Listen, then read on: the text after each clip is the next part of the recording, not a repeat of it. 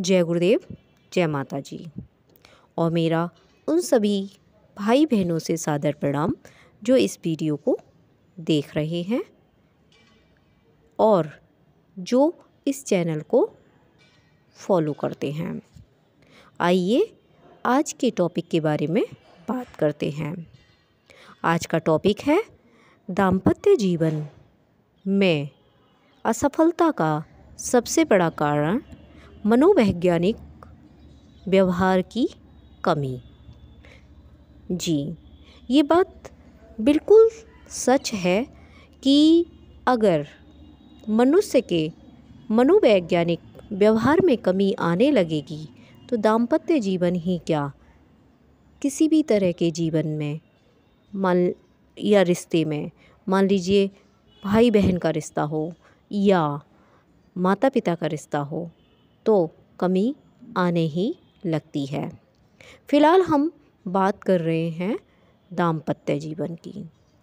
देखिए, जब दाम्पत्य जीवन में कटुता आने लगती है तो वह मनोवैज्ञानिक व्यवहार की कमी होती है। क्यों? क्योंकि उसमें सबसे बड़ा कारण होता है कि बात बढ़ते बढ़ते, यानी लड़ाई झगड़े बढ़ते बढ़ते इतने बढ़ जाते हैं कि वह कोर्ट कचहरी और बड़े बड़े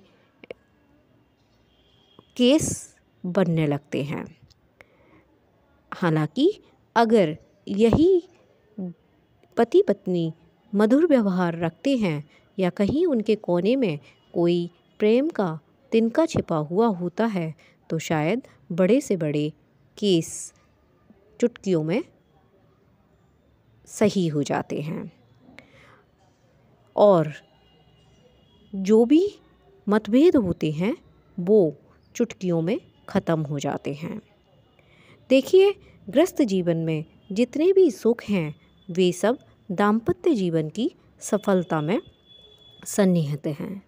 दाम्पत्य जीवन सुखी ना हुआ तो अनेक तरह के वैभव होने पर भी मनुष्य सुखी, संतुष्ट तथा स्थिर चित्त ना रह सकेगा। जिनके दाम्पत्य जीवन में किसी तरह का क्लेश, कटुता तथा संघर्ष नहीं होता, वे लोग बल, उत्साह और साहस युक्त बने रहते हैं।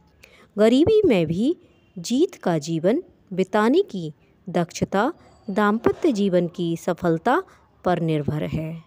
इसे प्राप्त किया ही जाना चाहिए। व्यवहारिक जीवन की असमता में आर्थिक, सामाजिक और संस्कारजन्य कारण भी होते हैं, किंतु मुख्यतः मनोवैज्ञानिक व्यवहार की कमी के कारण ही दाम्पत्य जीवन असफल होता है। वस्तुओं का अभाव परेशानियां जरूर पैदा कर सकता है, किंतु यदि पति पत्नी में पूर्ण प्रेम हो तो गृहस्थ जीवन में स्वर्गतुल्य सुखों उपयोग इसी धरती पर प्राप्त किए जा सकते हैं। दुख का कारण अनास्था और त्रुटिपूर्ण व्यवहार ही होता है।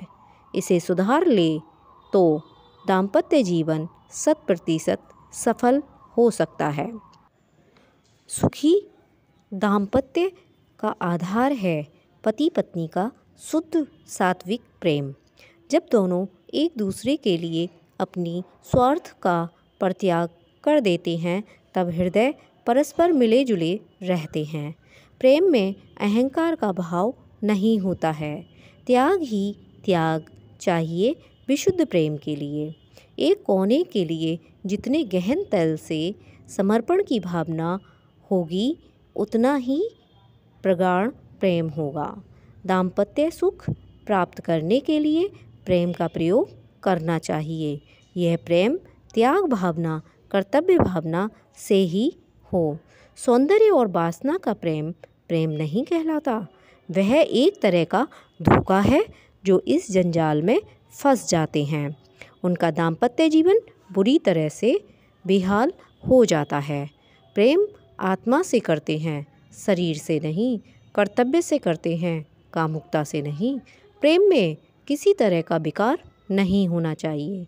शुद्ध, निर्मल और निश्चल प्रेम से ही पति पत्नी एक सूत्र में बंधे रह सकेंगे। सुखी दाम्पत्य जीवन का ये प्रमुख आधार है। इस सद्भावना का प्रमुख शत्रु है अपना विषाक्त मन, यानी मन में जो विषैले तत्व होते हैं वो हमारे मन को संकालु बना देते हैं। वह बात बात पर संदेह प्रकट करता है। लिंग भेद के कारण स्त्री पुरुष में कुछ ना कुछ छुपाव होता है।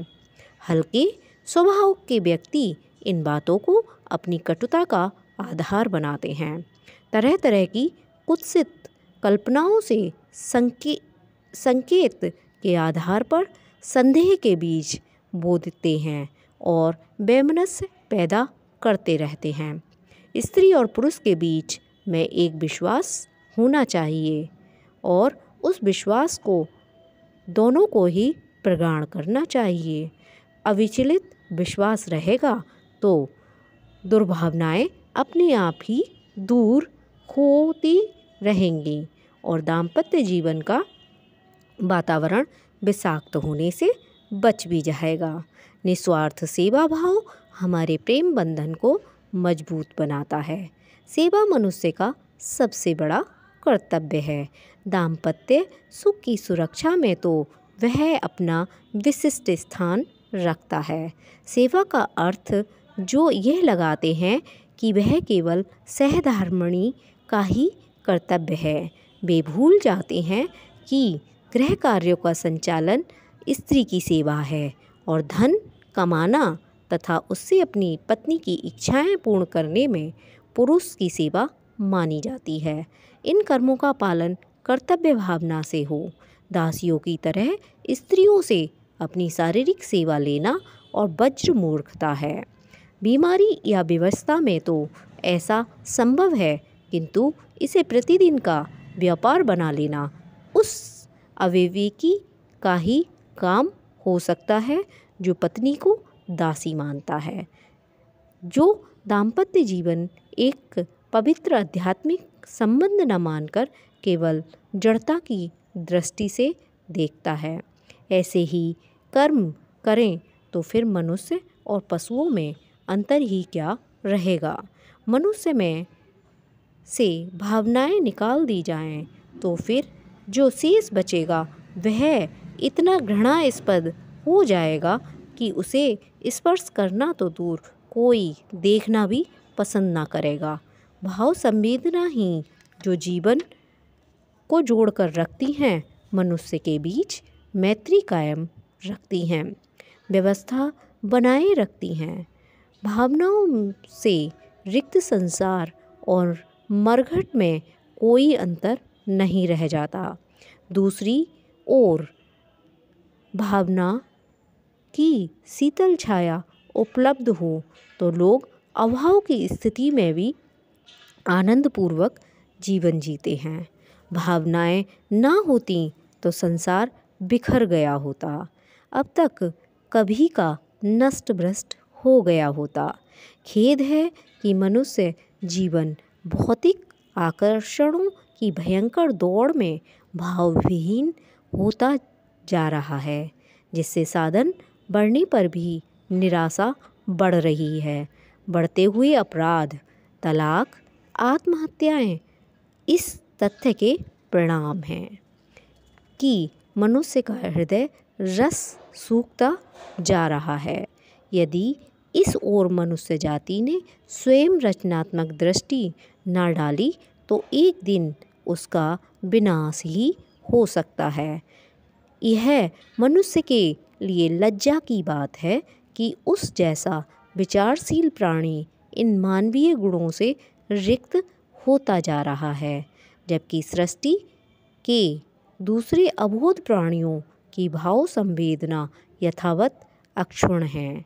मनुष्य मर्यादाशील विचारशील प्राणी होने का दम भरता है, पर टूटते हुए दाम्पत्य संबंध, नष्ट होती पारिवारिक शांति, उच्छल होती जा रही भावी पीढ़ियाँ और अराजकतापूर्ण सामाजिक संबंध यह बताते हैं कि हमारा जीवन क्रम अशुद्ध होता जा रहा है।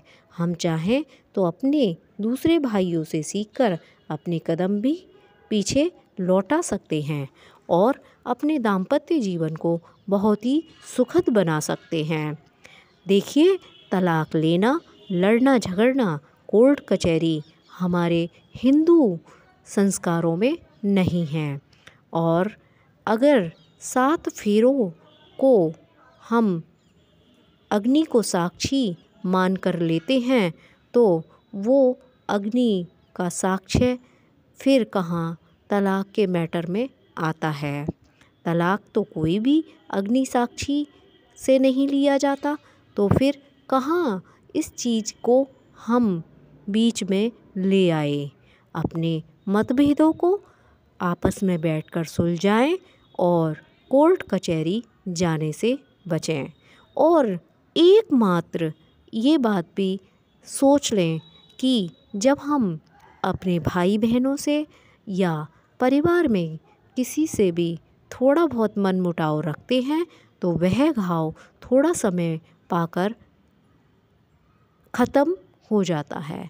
लेकिन ऐसा क्यों होता है कि जब पति पत्नी का झगड़ा होता है तो वह एक टॉप की लड़ाई या टॉप का सुप्रीम कोर्ट का केस क्यों पकड़ लेता है, ये सोचने योग्य बात है। जबकि आपसे ये दुनिया चलती है और आपका गृहस्थ जीवन से बच्चे की ज़िंदगी चलती है। इसलिए आप ये भी सोचें कि आपके लड़ाई झगड़े के साथ साथ आपके बच्चों का भी जीवन पिस रहा है और उन बच्चों को आप क्या शिक्षा देंगे। भले ही आप उन बच्चे के लिए कहीं हॉस्टल में या अच्छी शिक्षा देने के लिए विदेश में भेज दें, लेकिन जिस परिवार की शिक्षा या माता पिता की शिक्षा ही लड़ाई झगड़े से स्टार्ट होता है या जीवन उनका लड़ाई झगड़े से होता है, तो वो बच्चों को क्या शिक्षा देंगे। इसलिए अपने मतभेदों को आपस में बैठकर ही सुलझा लें तो ज़्यादा अच्छा है। कोई भी बात को इतना पकड़ कर ना बैठे जिससे आपकी घर गृहस्थी ही नष्ट भ्रष्ट हो जाए। मेरा उन सभी भाई बहनों से बहुत ही ज़्यादा आग्रह है कि अपने दाम्पत्य जीवन को सुखद बनाएं और एक मिसाल बने दूसरों के लिए, जिससे देखकर आपको दूसरे दाम्पत्य जीवन भी सुखद बने। आज के लिए इतना काफ़ी। मैं अपनी वाणी को विराम देती हूँ और आपको अगर ये वीडियो पसंद आया है तो ज़्यादा से ज़्यादा शेयर करें, लाइक करें, कमेंट करें और इसको सब्सक्राइब करें। धन्यवाद। नमस्कार।